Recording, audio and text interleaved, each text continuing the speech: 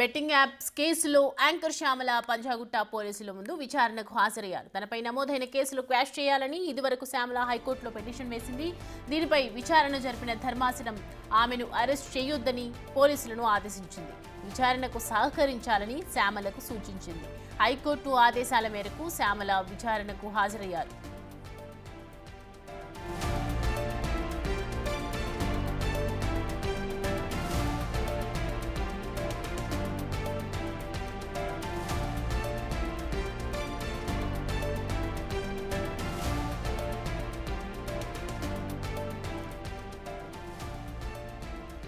Betting apps కేసుకి సంబంధించి పలు కేసులు నమోదైన సంగతి అందరికీ తెలిసింది. సో ప్రజెంట్ మొన్నటి వరకు నలుగురిని విచారించిన నేపథ్యంలో ఇవాళ యాంకర్ శ్యామల పంజాగుట్ట పోలీసుల ముందుకు విచారణకు హాజరవ్వడం జరిగింది. తనపై నమోదైనటువంటి కేసుకు సంబంధించి క్వాష్ చేయాలని ఇదివరకు శ్యామల హైకోర్టులో పిటిషన్ కూడా వేసింది. సో ప్రజెంట్ అయితే దీనిపై విచారణ కొనసాగుతుంది. దానికి సంబంధించి పూర్తి డీటెయిల్స్ అందిస్తారు మా ప్రతినిధి సాగర్. లైవ్లో జాయిన్ అవుతున్నారు.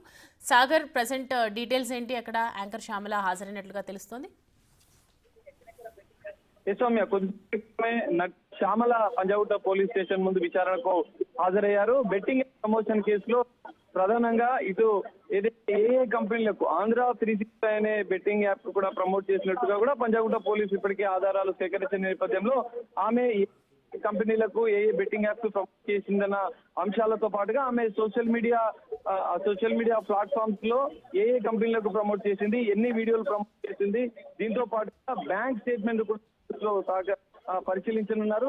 ప్రధానంగా ఆర్థిక పరమైన లావాదేవీలు ఏ బెట్టింగ్ కంపెనీలతో జరిగాయన్న అంశాలను కూడా పోలీసులు పరిశీలించే అవకాశం ఉంది. అందులో భాగంగా శ్యామల విచారణకు అడ్వకేట్ తో పాటు విచారణకు హాజరయ్యారు. కొన్ని డాక్యుమెంట్స్ తో పాటుగా ఆమె సోషల్ మీడియా మొబైల్ ఫోన్ ను కూడా తీసుకొచ్చినట్లుగా కూడా తెలుస్తుంది. అయితే ఈ కేసులో ఇప్పటికే తన పైన నమోదైన బెట్టింగ్ యాప్ కేసును కొట్టివేయాలంటూ కూడా ఆమె హైకోర్టును ఆశ్రయించిన నేపథ్యంలో హైకోర్టు అరెస్ట్ చేయవద్దు పోలీసులు విచారణకు మాత్రం శ్యామల ఖచ్చితంగా హాజరు కావాలంటూ ఆదేశాలు జారీ చేసిన నేపథ్యంలోనే హైకోర్టు ఆదేశాల మేరకు నటి శ్యామల ఈ రోజు పంజాగుట్ట పోలీసుల ముందు హాజరైన పరిస్థితి మనకు కనిపిస్తుంది. అయితే బ్యాంక్ స్టేట్మెంట్ల ఆధారంగా పోలీసులు ప్రధానంగా దర్యాప్తు చేయనున్నారు. ఎందుకంటే లక్షలాది రూపాయలు ట్రాన్సాక్షన్ జరిగిందన్న ఆరోపణలు వస్తున్న నేపథ్యంలో ఖచ్చితంగా పోలీసులు ఆర్థికపరమైన లావాదేవీలతో పాటుగా ఏ బెట్టింగ్ యాప్స్ ప్రమోట్ చేసింది, ఈ బెట్టింగ్ యాప్ ప్రమోట్ చేస్తున్న సందర్భంలో ఆయా కంపెనీల నిర్వాహకులకు సంబంధించిన అంశాలు కూడా విచారణలో అడిగే అవకాశం ఉంది. వారితో పాటుగా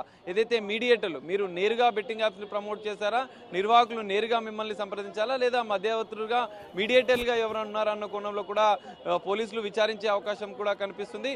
మరి ఈ నేపథ్యంలో మనం చూడాలి, బెట్టింగ్ యాప్ కేసులో ఇప్పటికే రీతూ చౌదరి, విష్ణుప్రియలను కూడా 2 రోజుల క్రితం సుదీర్ఘంగా విచారించిన పోలీసులు రేపు 41 CRPT నోటీసులు ఇచ్చిన నేపథ్యంలో రేపు 25వ తేదీన ఇటు రీతూ చౌదరి, విష్ణుప్రియలను కూడా హాజరు కావాలంటూ చెప్పిన నేపథ్యంలో మరి రేపు వారు కూడా రీతూ చౌదరి, విష్ణుప్రియాలు కూడా విచారణకు హాజరయ్యే అవకాశం ఉంది.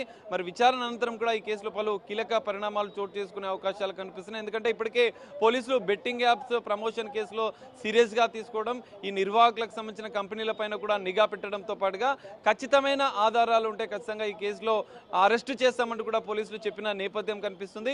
ఈ నేపథ్యంలోనే కొంతమంది అంటే ఇప్పటికే పంజాగుట్టలో నమోదైనటువంటి 11 మందిలో దాదాపు 4గురిని ఇప్పటికే పోలీసులు విచారించారు.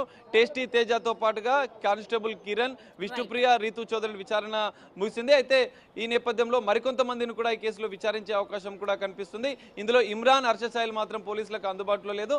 వారిపైన తదుపరి చర్యలకు పంజాగుట్ట పోలీసులు సిద్ధమైనట్లుగా కూడా తెలుస్తోంది. Soumya, right, thanks for the update Sagar.